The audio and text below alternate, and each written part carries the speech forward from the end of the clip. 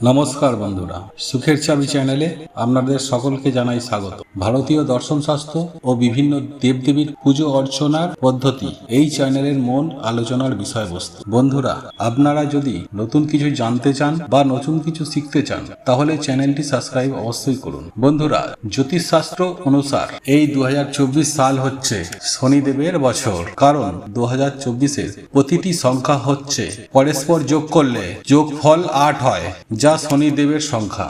এর পাশাপাশি এই বছর শনিদেবের ত্রিকোণ রাশি কুম্ভে অবস্থান করবে, যার ফলে বহু মানুষের জীবনে তার বক্ষ দৃষ্টি বা তার কৃপা এসে পড়বে। তাই এই শনিবার কিন্তু বন্ধুরা, নিজেদের জীবনকে সুন্দর করতে, বড় ঠাকুরের আশীর্বাদ পেতে এই কার্যগুলি কিন্তু আমাদের সবাইকেই করতে হবে। বিশেষ করে এই একটি খাবার আমাদের প্রত্যেককে একটু হলেও খেতে হবে।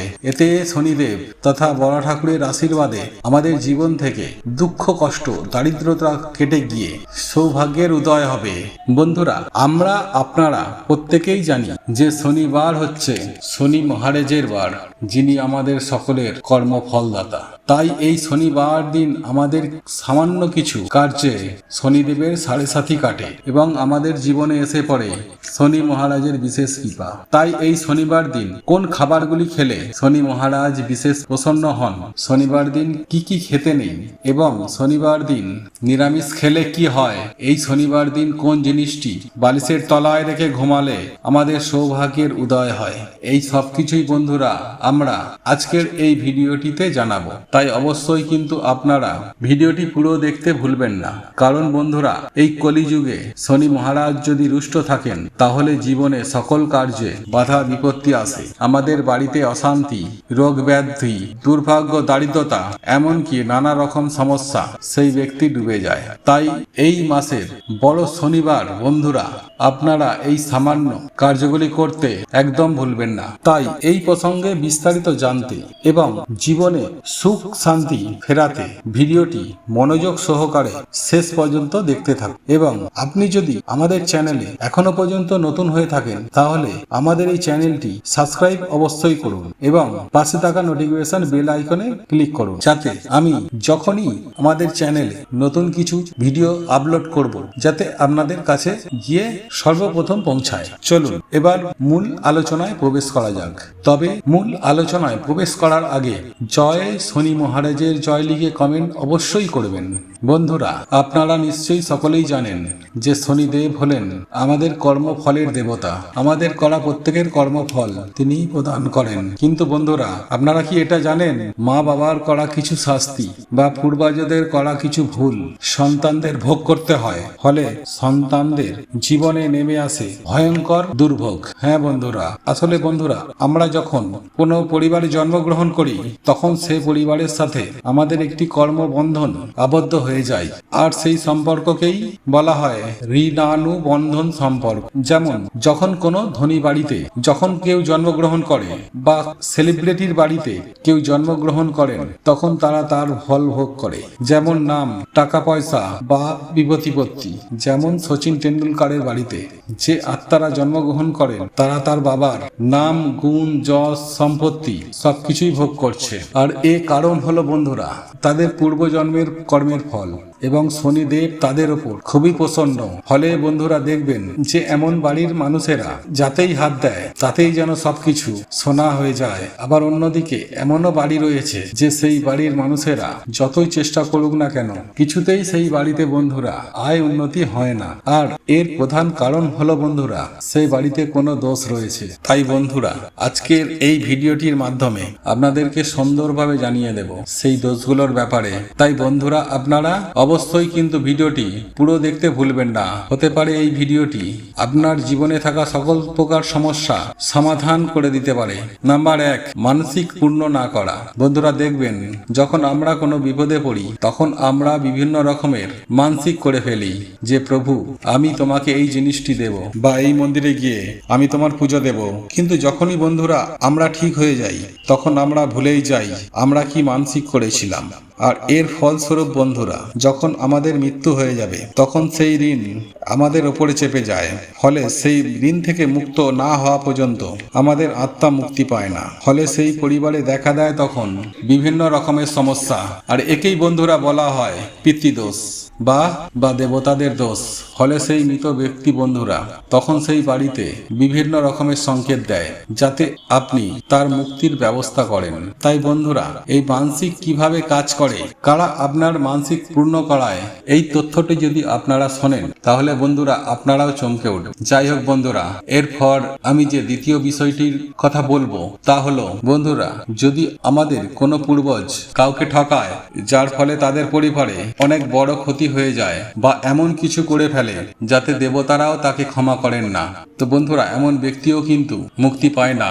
আর এর ফলস্বরূপ পুরো বংশকে ভোগ করতে হয় পিতৃর দোষের সমস্যায়। বা যদি আমাদের বংশে কখনো কেউ অভিশাপ দেয় তাহলে বন্ধুরা এর ফলেও কিন্তু আমাদের পুরো পরিবারকে ভোগ করতে হতে পারে। আর এর ফল প্রদান করেন স্বয়ং শনিদেব। কিন্তু বন্ধুরা, এই সব কিছু থেকে বেরোনোর একমাত্র উপায় হচ্ছে দান, সৎকর্ম এবং ঈশ্বরের ভক্তি। তাই যখন আমাদের ডাক ঈশ্বরের কাছে পৌঁছে যায় তখন আমরা এই সব কিছু থেকে, সব কর্মবন্ধন থেকে আমরা বেরিয়ে যাই। বা যদি কোনো পূর্ণবান আত্মা আমাদের বাড়িতে আগমন হয় তাহলে বন্ধুরা এই দোষও কিন্তু তখন কেটে যায়। যেমন দেখবেন কোনো বাড়িতে বাচ্চা হওয়ার পর বা বিবাহের পর কোনো মানুষের ভাগ্য হঠাৎ করেই পাল্টে যায়, তারা হঠাৎ করেই সৌভাগ্যশালী হয়ে যায়। হ্যাঁ বন্ধুরা, আপনারা একেবারে ঠিকই শুনেছেন, পূর্ণবান আত্মার স্পর্শে অনেক সমস্যার সমাধান হয়ে যায়। তাছাড়াও বন্ধুরা, আজ আমি আমার এই ভিডিওর মাধ্যমে যে উপায় বা ক্রিয়াগুলির কথা বলবো তার মধ্যে যে কোনো একটি টোটকা বা উপায় আপনারা যদি কালকের দিনে করতে পারেন তাহলে বন্ধুরা দেখবেন আপনারা শনি মহারাজের কৃপায় আপনাদের জীবন থেকে সকল বাধা বিপত্তির সব নাশ হয়েছে।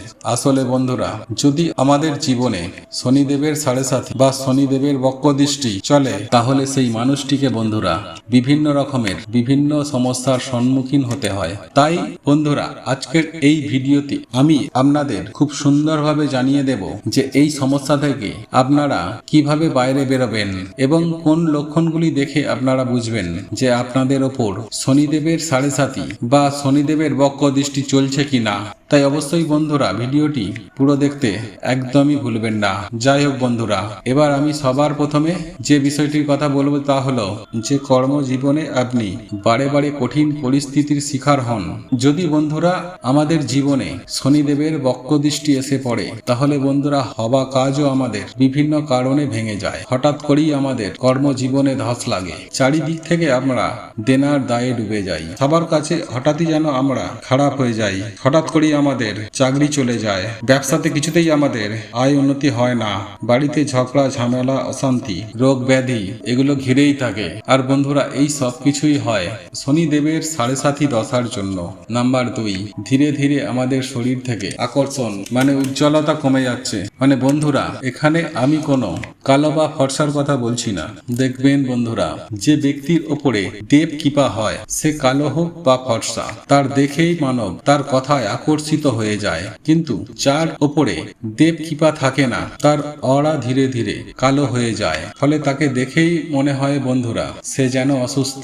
আর এগুলি বন্ধুরা আমাদের কিছু ভুলের জন্য হয়, যা আমি একটি আলাদা ভিডিওতে আপনাদেরকে জানিয়ে দেব।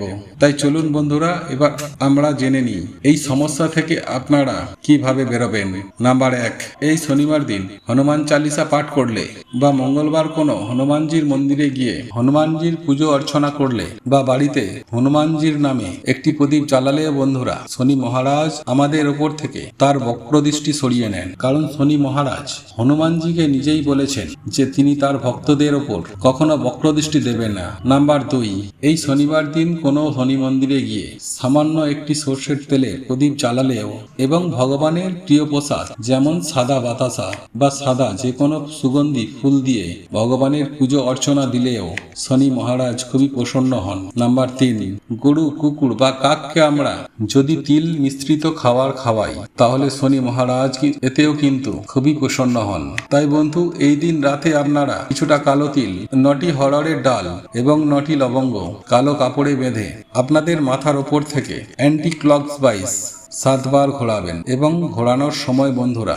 ওং সাম সুনিশ্চারায় নমঃ এই মন্ত্রটি আপনারা 7 বার পাঠ করবেন এবং তারপর আপনারা সেই জিনিসটি আপনাদের বালিশের তলায় রেখে রাতে ঘুমাবেন এবং পরের দিন আপনারা আপনার বাড়ির পার্শ্ববর্তী যে কোনো একটি অশ্বত্থ গাছের তলায় এগুলিকে রেখে আসবেন এবং অশ্বত্থ গাছকে আপনারা আপনাদের মনের বাসনা, আপনাদের মনস্কামনা, আপনারা যে দুঃখ দুর্দশায় আছেন তা অশ্বত্থ গাছকে বলবেন। তাহলে দেখবেন বন্ধুরা সেই রাতেই হয়তো আপনাদের স্বপ্নে শনি মহারাজ আসবেন। যাই হোক বন্ধুরা, এইবার আমি আপনাদেরকে জানিয়ে রাখি কাল শনিবার দিন কি খাওয়া উচিত এবং কোন কোন খাবার এই দিনে খেতে নেই। বন্ধুরা, শনিবার দিন মুগ ডাল, পনির, লাউ, হলুদ ডালের খিচুড়ি এবং কালো তিল খাওয়া অত্যন্তই শুভ।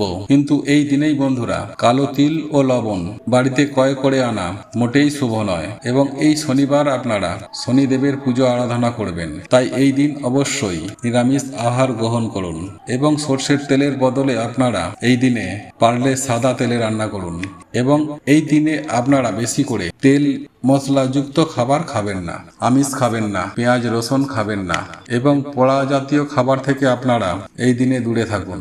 কারণ শাস্ত্র মতে মনে করা হয় যে এই দিনে পোড়া খাবার গ্রহণ করলে নিজেদের ভাগ্য পুড়ে যায়, তাই পোড়া জাতীয় খাবার একদমই খাবেন না। এছাড়াও এই দিনে মসুরির ডাল না খেয়ে ভিডিওতে বলা এই সামান্য কার্যের মাধ্যমে এই শনিবার দিন আপনারা বাবার আশীর্বাদ পেতে ভক্তি মনে আপনারা হরে কৃষ্ণ মহামন্ত্র, মহামৃত্যুঞ্জয় মন্ত্র এবং হনুমান চালিসা আপনারা পাঠ করুন। এছাড়াও শনিবার দিন লোহার জিনিস দান করা, অন্ন বস্ত্র দান করা বা কোনো পশু পাখির সেবা করায় শনিদেব অত্যন্ত প্রসন্ন হন। বন্ধুরা, আমার এই ভিডিওটি যদি আপনাদের পছন্দ হয়ে থাকে তাহলে ভিডিওটি লাইক করুন, কমেন্ট করুন এবং বন্ধুদের সাথে শেয়ার অবশ্যই করুন। মনে রাখবেন আপনার একটি শেয়ার অনেক মানুষকে উপকৃত করতে পারে এবং আপনি যদি নতুন হয়ে থাকেন তাহলে চ্যানেলটি অবশ্যই সাবস্ক্রাইব করবেন এবং পাশে থাকা নোটিফিকেশন বেল আইকনটি ক্লিক করবেন এইরূপ নিত্য নতুন ভিডিও সবার আগে দেখার জন্য।